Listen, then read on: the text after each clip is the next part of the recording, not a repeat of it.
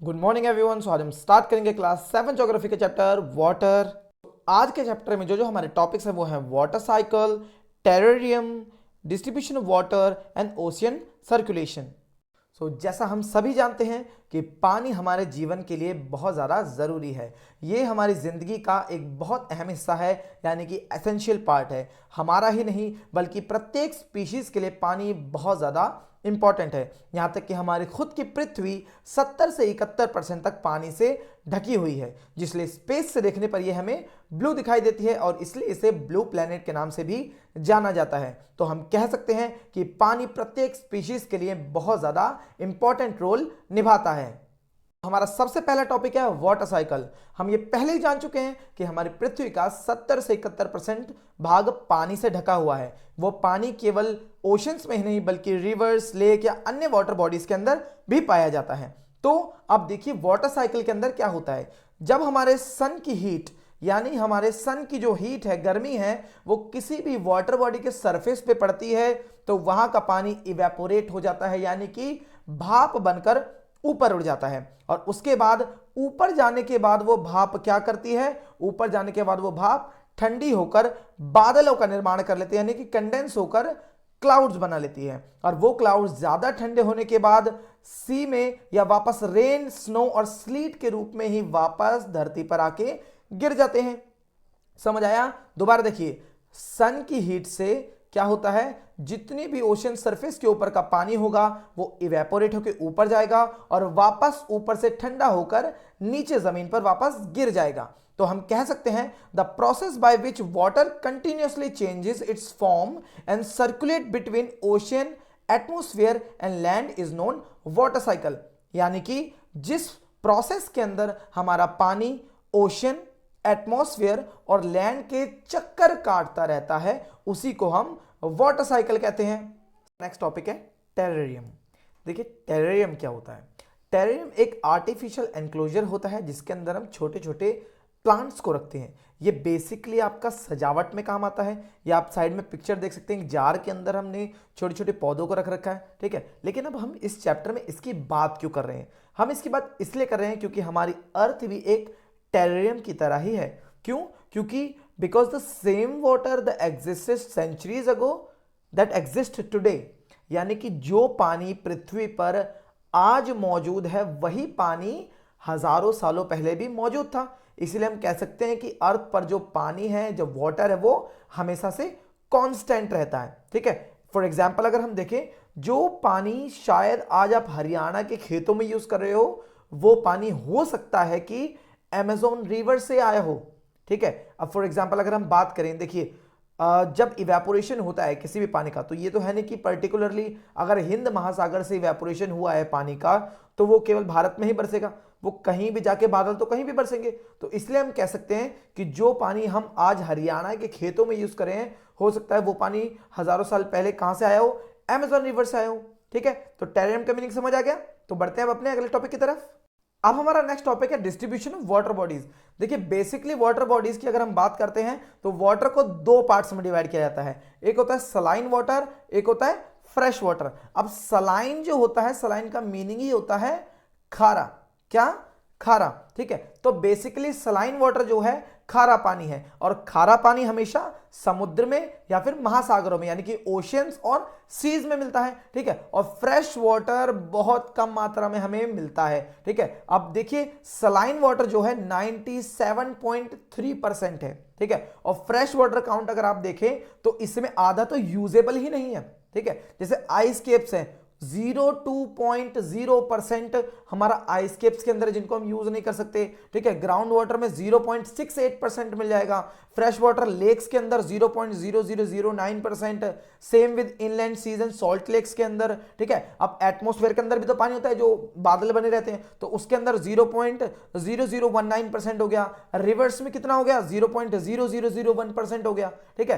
तो हम कह सकते हैं सलाइन वाटर हमारे पास बहुत ज्यादा मात्रा में है बट फ्रेश वाटर नहीं है, इसीलिए वाटर की प्रॉब्लम बहुत ज्यादा देखने को आती है, ठीक है। अब बेसिकली फ्रेश वाटर के सोर्सेज भी यही है कि रिवर हो गया, पॉन्ड हो गया, स्प्रिंग हो गया, ग्लेशियर, आदि से ज्यादा रिवर्स तो हमने वैसे ही गंदी कर दी है, ठीक है। तो जितना पानी हमारे पास था वो भी हमने खराब कर दिया है। ठीक है, अब ओशियन बॉडीज की अगर हम बात करें, उनमें तो पहले से ही क्या है, सॉल्टी वाटर है। अब सॉल्टी वाटर है तो उसके अंदर क्या पाया जाएगा, सोडियम क्लोराइड पाया जाएगा। और ये सोडियम क्लोराइड और कुछ नहीं, आपका कॉमन सॉल्ट है जो कि आप खाने में यूज करते हो। इसी का जो गांधी जी ने दांडी में नमक कानून तोड़ा था, वो यही किया था। ठीक है, उन्होंने क्या किया था, समुद्र का पानी सुखाकर सॉल्टी बनाया था। ठीक है, तो हम कह सकते हैं फ्रेश वाटर जो है उसकी मात्रा बहुत कम है और सलाइन वाटर अबंडेंट मात्रा में हमारे सामने आ जाता है। ठीक है, और धीरे धीरे फ्रेश वाटर की जो अकाउंट्स हैं वो भी खत्म होने जा रहे हैं। ठीक है, तो इसलिए हमें पानी को भी बचाने की बहुत ज्यादा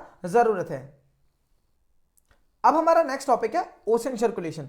देखिए क्या होता है, हमारे जो समुद्र होते हैं या हमारे जो महासागर होते हैं, उनका पानी हमेशा चलता रहता है। ठीक है, यानी कि ocean water keeps moving continuously and never still, और वो कभी भी ठहरता नहीं है। ठीक है, आपने देखा होगा कि जो पॉन्ड्स होते हैं यानी कि जो तालाब होते हैं या झीलें होती हैं, उनका पानी एकदम ठहरा हुआ होता है, एकदम प्लेन होता है, वो चलता नहीं है। ठीक है, इसके विपरीत लेकिन क्या देखते हैं हम, ओशियंस का, महासागरों का पानी हमेशा तैरता रहता है, यानी कि कभी भी रुकता नहीं है। इसी को हम बोलते हैं ओशन सर्कुलेशन। ठीक है, अब बेसिकली ओशन सर्कुलेशंस को 3 पार्ट्स में डिवाइड किया जाता है। पहला है वेव्स, ठीक है, सेकंड है टाइड्स, ठीक है, एंड थर्ड है ओशन करंट्स। अब इन्हीं 3 टॉपिक्स के बारे में इस चैप्टर के अंदर हम जानेंगे।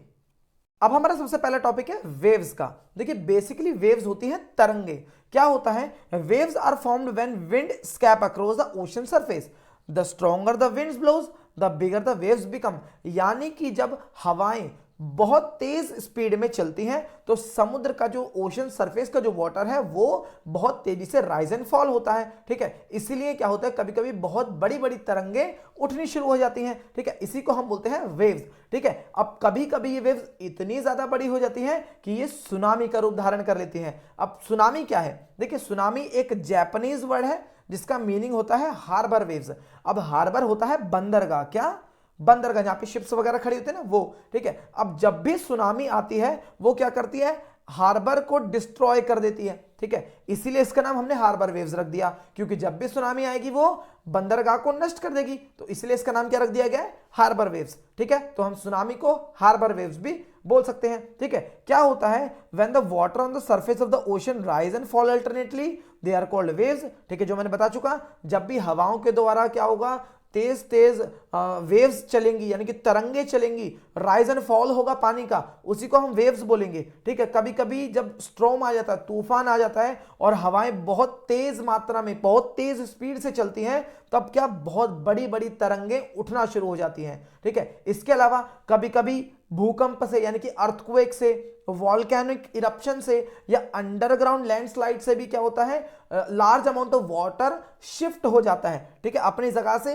हट जाता है, जिससे कि बहुत बड़ी ह्यूज टाइड वेव्स बन के आ जाती हैं। ठीक है, जिनको आप सुनामी मान लीजिए, या बहुत बड़ी वेव्स आ जाती हैं। ठीक है, अगर हम सुनामी की बात करें तो आज तक की जो लार्जेस्ट सुनामी है वो मेजर्ड की गई है 150 मीटर हाई की। ठीक है, और उसने कम से कम जो उसकी स्पीड थी वो थी 700 किलोमीटर पर आवर। ठीक है, देखिए कितनी ज्यादा स्पीड थी। ठीक है, अब 2004 में ऐसे ही एक सुनामी आई थी इंडिया के अंदर। ठीक है, उससे भी बहुत ज्यादा कोस्टल एरिया डैमेज हुआ। ठीक है, damage the coastal area of India and the Indira point, उसका जो मेन था वो था अंडमान एंड निकोबार आइलैंड में। ठीक है, इंदिरा पॉइंट पे आई थी अंडमान एंड निकोबार आइलैंड में। ठीक है, अब उससे क्या बहुत ज्यादा हमारे को नुकसान हुआ था। ठीक है, अब हमारा नेक्स्ट टॉपिक है टाइड्स का। देखिए बेसिकली जो टाइड्स होती हैं उनको हिंदी में हम बोलते हैं ज्वार भाटा।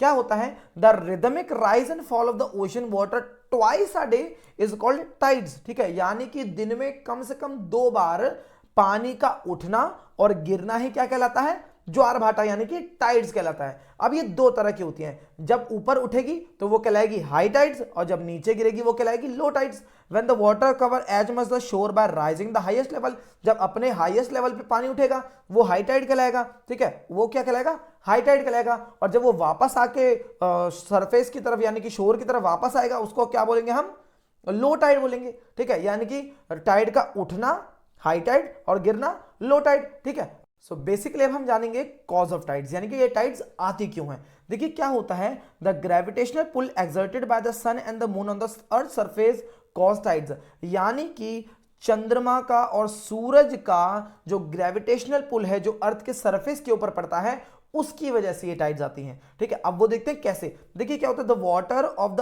अर्थ क्लोजर टू द मून, यानी कि जो अर्थ का जो पानी है वो जो भी चांद की तरफ होगा वो क्या होगा, उसके ग्रेविटेशनल पुल के इन्फ्लुएंस में आकर, ग्रेविटेशनल पुल या फोर्स के इन्फ्लुएंस में आकर उठेगा। ठीक है, उससे क्या होंगे, टाइड्स आएंगी, ज्वार भाटा आएंगे, बड़े बड़े ज्वार भाटा आएंगे। क्यों? क्योंकि जो मून का या सन का जो ग्रेविटेशनल फोर्स है वो पानी को अपनी ओर धकेलेगा। ठीक है, अब क्या होगा, इससे बड़ी बड़ी टाइड्स आएंगी, इसलिए इनको बोलते हैं स्प्रिंग टाइड्स। बेसिकली टाइड्स को भी हमने दो पार्ट में डिवाइड किया हुआ है। अब जो स्प्रिंग टाइड्स यानी कि बड़ी बड़ी टाइड्स हैं वो कब आती हैं, वो देखिए जब भी फुल मून या न्यू मून वाला दिन होते हैं ना, यानी कि पूर्णिमा वाले दिन होते हैं, अमावस्या वाले दिन होते हैं, तो इसमें क्या होता है, हमारी जो सन और मून और जो अर्थ है ना वो एक ही लाइन में आ जाते हैं। ठीक है, अब एक लाइन में आने का फायदा ये होता है कि तीनों ज्यादा से ज्यादा फोर्स लगा पाते हैं पानी के ऊपर, और पानी ज्यादा से ज्यादा मात्रा में इनकी तौर धकेला जाता है, जिससे क्या होता है, बड़ी बड़ी टाइड्स आती हैं। क्या आती हैं? बड़ी बड़ी टाइड्स आती हैं, इसलिए इनको बोला जाता है स्प्रिंग टाइड्स। ठीक है, इसलिए इनको क्या बोला जाता है, स्प्रिंग टाइड्स बोला जाता है। ठीक है, अब नेक्स्ट हमारा नीप टाइड्स। देखिए नीप टाइड्स में क्या होता है, उसमें स्प्रिंग टाइड्स में क्या था, तीनों यानी कि मून सन एंड अर्थ एक सेम लाइन में थे, लेकिन नीप टाइड्स में क्या होता है, इस टाइम पे जो मून होता है वो हमारा अपने फर्स्ट और लास्ट क्वार्टर में होता है। ठीक है, और the ocean water gets drawn in the diagonal opposite direction. ठीक है, अब मून अपना अलग डायरेक्शन में फोर्स लगाएगा, ठीक है, और सन अपना अलग डायरेक्शन में खींचेगा उसको। ठीक है, वो इस तरफ खींच रहा है, मून ऊपर की तरफ खींच रहा है या इधर खींच रहा है। ठीक है, अब पानी जो है वो क्या करेगा, आधा इधर जाएगा आधा इधर जाएगा, मतलब इतना ज्यादा फोर्स उस पर नहीं लग पाएगा और वो कम उठेगा। ठीक है, इसीलिए इसको बोलते हैं नीप टाइड्स या लो टाइड्स। ठीक है, इसलिए इनको क्या बोलते हैं, नीप टाइड्स, क्योंकि अब दोनों अपने अलग अलग, सन की अलग लग रही है और मून की अलग अलग लग रही है फोर्स, इसलिए पानी ज्यादा धकेला नहीं जाएगा, ज्यादा ग्रेविटेशनल फोर्स का उस पर प्रभाव नहीं पड़ेगा। ठीक है, और कम मात्रा में यानी कि कम लेवल पे टाइड्स आएंगी। ठीक है, इसलिए उनको क्या बोलेंगे, हम नीप टाइड्स बोलेंगे। समझ। अब हमारा नेक्स्ट टॉपिक है इंपॉर्टेंस ऑफ टाइड्स, यानी कि टाइड्स इतनी जरूरी क्यों है। देखिए बेसिकली टाइड्स से क्या होता है, high tides help in navigation. देखिए जब भी हाई टाइड्स आएंगी यानी कि बड़ी बड़ी टाइड्स आएंगी, उनसे रास्ता ढूंढने में, नेविगेशन में बहुत फायदा होगा। They raise the water level to the close to the shore which help the ships to arrive at the harbour more easily. यानी कि क्या होता है, जब भी बड़ी बड़ी हाई टाइड्स आएंगी, जब पानी ज्यादा उठेगा और वो सतह की तरफ जाएगा यानी कि शोर की तरफ जाएगा, उससे जो शिप्स है उनको ये पता चल जाएगा कि शोर अब पास में, यानी कि जो हमारा तट है, जो हमारा हार्बर है वो पास में ही है, तो ये नेविगेशन में बहुत काम आती है। ठीक है, इसके अलावा क्या होता है, फिशिंग के लिए बहुत बढ़िया होती है। ठीक है, क्योंकि जब भी हाई टाइड उठती हैं तो फिश को अपने साथ बहा के ले आती हैं। ठीक है, more fish come closer to the shore. ठीक है, जब भी हाई टाइड्स आएंगी तो तट के पास ज्यादा फिशेस आ जाएंगी इनकी वजह से। ठीक है, इसके अलावा the rise and fall of the water due tides is being used to generate electricity. यानी कि कुछ जगह पर हाई टाइड्स की वजह से या फिर टाइड्स की वजह से इनका जो गिरना और उठना चलता रहता है, उसका यूज करके क्या, बिजली भी बनाई जाती है। तो समझ आ गया, यानी कि टाइड्स के बहुत सारे काम भी होते हैं। अब हमारा नेक्स्ट टॉपिक है ओशन करंट्स। देखिए बेसिकली क्या होता है, जो the stream of the water flowing constantly on the ocean surface in a definite direction are called ocean currents. यानी कि क्या होता है, ये जो ओशन करंट्स होते हैं ये एक केवल डिफाइनाइट डायरेक्शन में, एक पर्टिकुलर डायरेक्शन में ही बहती हैं। ये धाराएं क्या होती है, जैसे ये ब्लू वाली आप देख रही है, कोल्ड वाली है, तो ये क्या करेगी, इसी डायरेक्शन में बहेगी, तो इसी डायरेक्शन में यहाँ का पानी ऐसे ही बहेगा, और ये वाली ऐसे बह रही है तो ये ऐसे ही बहेगी। यानी कि ये अपनी जो ओशन करंट होता है वो अपनी कभी भी डायरेक्शन चेंज नहीं करते हैं। अब बेसिकली जो ओशन करंट होते हैं वो दो टाइप के होते हैं। ये जो रेड वाला आप देख रहे हैं ये है वार्म ओशन करंट, यानी कि गर्म पानी वाला। ठीक है, और ये ब्लू वाला है कोल्ड। ठीक है, तो ये देखिए there are two types of ocean currents. पहला है warm ocean currents. These ocean currents originate near equator and move toward the poles. Example of Gulf Stream का। ठीक है, अब क्या होता है, जो वार्म ओशन करंट है बेसिकली इक्वेटर। ठीक है, अब इक्वेटर वो पार्ट है जहां पे सूरज की रोशनी सबसे ज्यादा मात्रा में पड़ती है। ठीक है, इसी कारण से वहां का जो पानी हमेशा गर्म रहता है। ठीक है, और इसीलिए उसको ocean current, warm ocean current के नाम से जानते हैं। और ये जो पानी है ये इक्वेटर से कहां, पोल्स की तरफ जाता है, इक्वेटर से पोल्स की तरफ जाएगा, ठीक है। ये देखिए इक्वेटर से पोल्स की तरफ जाएगा, ठीक है, पोल्स की तरफ जा रहा है, ठीक है। ऐसे ही क्या होगा, जो कोल्ड ओशन करंट है, these ocean current carry water from the polar और द हायर लैटिट्यूड और ट्रॉपिकल और द लोएस्ट लैटिट्यूड्स, ठीक है। अब सेम देखिए, इक्वेटर पे ज्यादा गर्मी होती है, ऐसे ही क्या होता है हमारा पोलर रीजन में क्या ठंड ज्यादा होती है, तो वहां का पानी हमेशा ठंडा होगा, ठीक है। अब ये पानी क्या हायर लैटिट्यूड से आता है तो वो बेसिकली ठंडा ही होगा, ठीक है। For example Labrador ocean currents हो गया, ठीक है। वार्म ओशन की जब एग्जांपल में बात करेंगे तो गल्फ स्ट्रीम हो गया, ठीक है। और कोल्ड ओशन करंट में लैब्राडोर ओशन करंट्स हो जाएगा, ठीक है। अब हमारा नेक्स्ट टॉपिक है इंपॉर्टेंस ऑफ ओशन करंट्स। देखिए बेसिकली क्या होता है, ओशन करंट्स भी टाइड्स की तरह हमारे लिए बहुत ज्यादा उपयोगी होते हैं। फॉर एग्जांपल अगर हम देखें, the ocean currents influence the temperature condition of the area, यानी कि जो ओशन करंट्स होते हैं वो अपने एरिया का टेम्परेचर कंडीशंस को इन्फ्लुएंस करते हैं। जैसे warm currents bring about warm temperature over the land surface, यानी कि जहां पर भी वार्म करंट्स होते हैं वो अपने आसपास की जगह को क्या कर देते हैं, वार्म कर देते हैं, यानी कि गर्म कर देते हैं। वो सरफेस के ऊपर क्या गर्म हवाएं लेके चले जाते हैं, ठीक है। इसके अलावा क्या होता है, the area where the warm and the cold currents meet, यानी कि जहां पर भी गर्म और ठंडे करंट्स मिलते हैं वहां पे क्या दुनिया का बेस्ट फिशिंग ग्राउंड बन के तैयार हो जाता है। वहां पे आपको बहुत अच्छी मात्रा में फिशेज मिल जाएंगी। फॉर एग्जांपल जापान हो गया और eastern coast of North America, इसके एग्जांपल सबसे अच्छे एग्जांपल देखने को हमारे को मिल जाएंगे। इसके अलावा इसका एक छोटा सा नुकसान भी है, क्योंकि जहां पे भी वार्म और कोल्ड करंट मिलते हैं वहां पर क्या छा जाती है, धुंध छा जाती है, यानी कि फॉग छा जाती है, जिससे क्या होगा, आपको नेविगेशन में दिक्कत होगी, ठीक है। समझ आया? तो यानी कि ये सभी क्या है, ओशन करंट्स के यूजेस हैं, ठीक है। इसी के साथ हमारा चैप्टर होता है खत्म। अगर आपको वीडियो पसंद आई हो तो please like share and subscribe जरूर कीजिएगा।